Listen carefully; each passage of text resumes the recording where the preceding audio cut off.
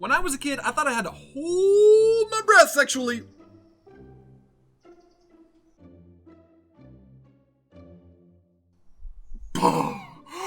Till I can finally let it all out when I get married. The problem is that doesn't work. Have you ever felt like marriage would solve your sexual problems? I did too. In this episode, you will learn what it's really like to get married if you've ever struggled with porn. And just so you know, it's not what you think. Let's go.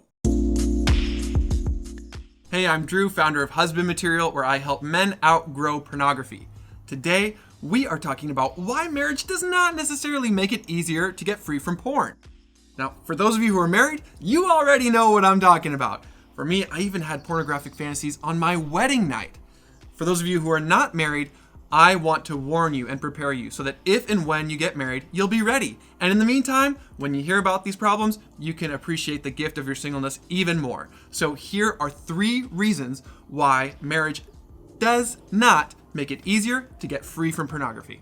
Reason number 1, your wife is not a sexual object. Sometimes we think, okay, when I'm getting married, finally, all my sexual desires and urges, they have a God-approved place to go, into bed with my wife. The problem is, you're still objectifying her. You're bringing a pornographic style of relating into your marriage, where it's still all about you. It's completely self-centered.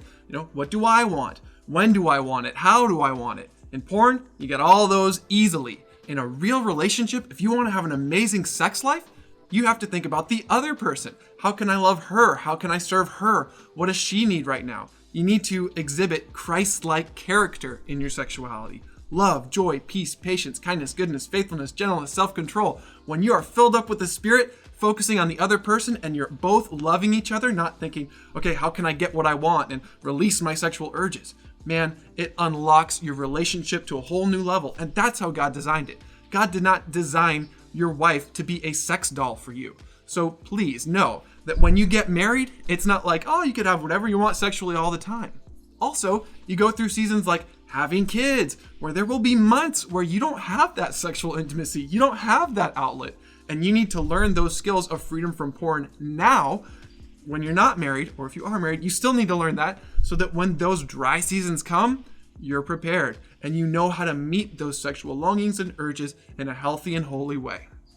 Your wife is not a sexual object. I don't know where we got this idea that, oh, if she's my wife, then if I really desire her, then it's not lust. It's lust if it's self-centered, if it's objectifying, if it's dishonoring. God designed sex to be this act of mutual participation, connection, and intimacy, not a replacement for porn. Reason number 2, you will be hurt by each other. Ultimately, porn is a way that we cope with pain and stress and difficulty. And if you think marriage will take away that stress and pain and difficulty, think again.